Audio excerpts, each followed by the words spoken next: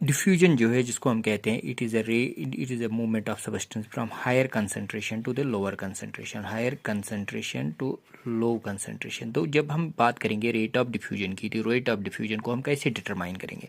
तो सबसे पहले हम देखते हैं कि अमाउंट ऑफ सब्सटेंस कितना है, यानी रेट ऑफ डिफ्यूजन को हम डिटरमाइन करते हैं अमाउंट ऑफ सब्सटेंस से, यानी कितना अमाउंट ऑफ सब्सटेंस अवेलेबल है। तो रेट ऑफ डिफ्यूजन से आपको समझना है कि इसका मतलब है कि कितना फास्ट डिफ्यूजन होगा।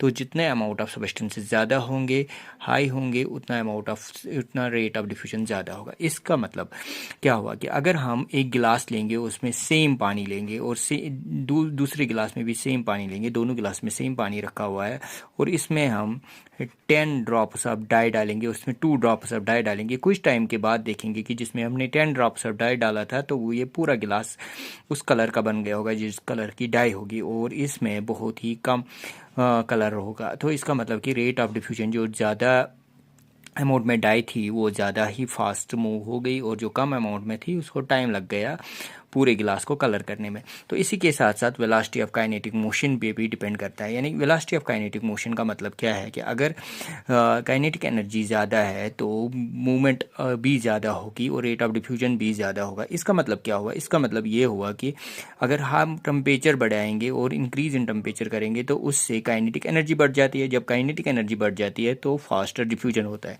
यानी हायर काइनेटिक मोशन होगा तो हायर पार्टिकल वेलोसिटी होगी और रेट ऑफ डिफ्यूजन भी फास्ट होगा।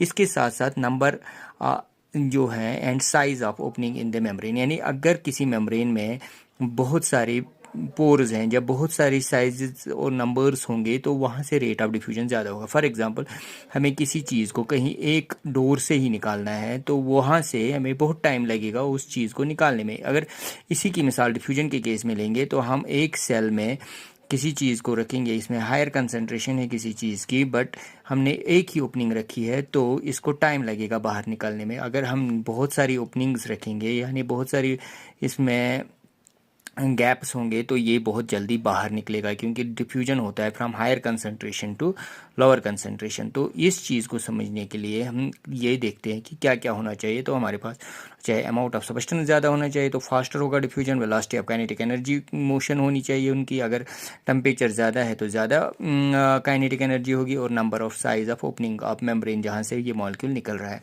इस वीडियो को शेयर करें और लोगों तक पहुँचाएं ताकि उनको ये डिफ्यूजन के बारे में कोई कन्फ्यूजन ना रहे। बायोकेमिस्ट्री एकेडमिया को सब्सक्राइब करें।